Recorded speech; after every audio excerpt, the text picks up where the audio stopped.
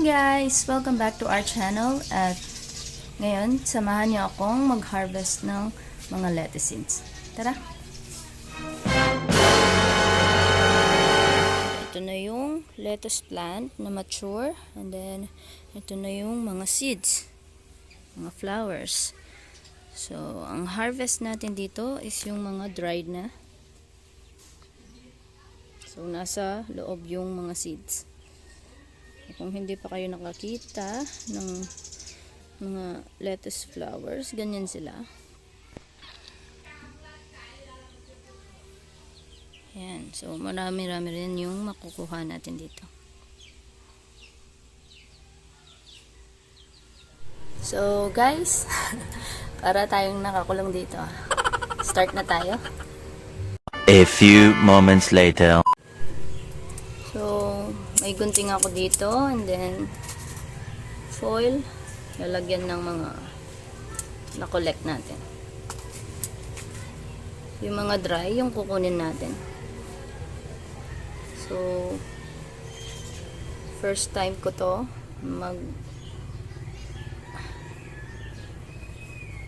magpa-seed ng lettuce. So, excited ako. Kasi maganda yung germination ng mga seeds na to. Kasi bago lang sila.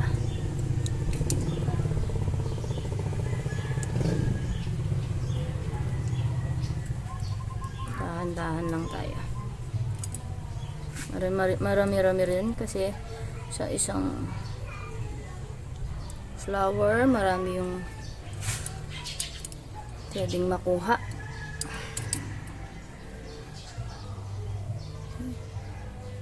So, yung mga dry lang na. Ayan siya, oh. Yung iba na nalalaglag na. Yun. Ito na. Meanwhile, Ito na yung na-collect natin.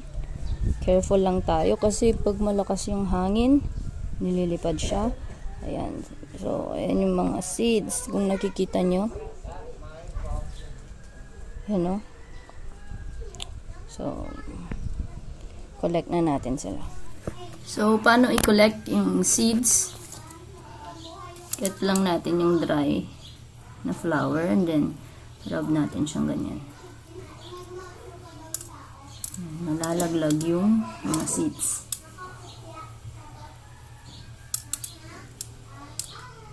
Ayan, kung naririnig nyo nalalaglag.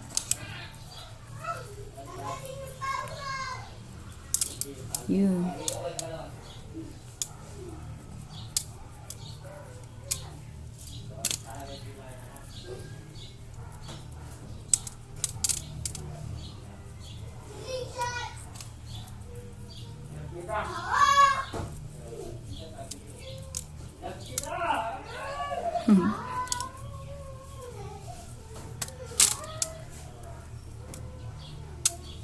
Wow, ayan sila, oh.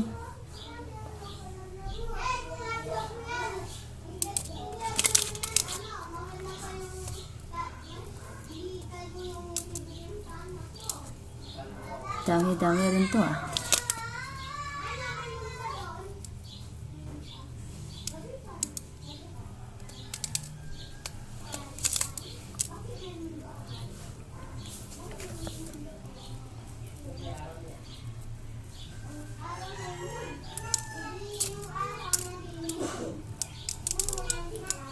Seeds.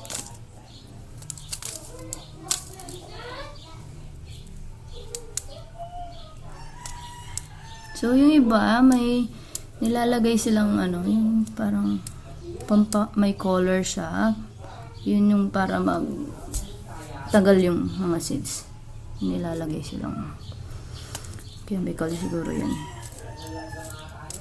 Para mag-last yung seeds hanggang mga siguro ilang years. 3 years pinakamatagal. Yan. So, may tatanim na ako. 6 hours later. So, guys, ayan na yung na-collect natin mga seeds. So, Marami din yan. Pag naitanim na natin sila.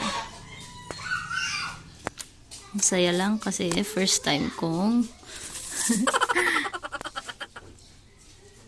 maka-harvest ng mga seeds. Ito na yung mga seeds. Na-remove ko na rin yung parang balahibo nila. Ayan na. So, marami-rami rin to. And update ko kayo guys kapag naitanim ko na sila.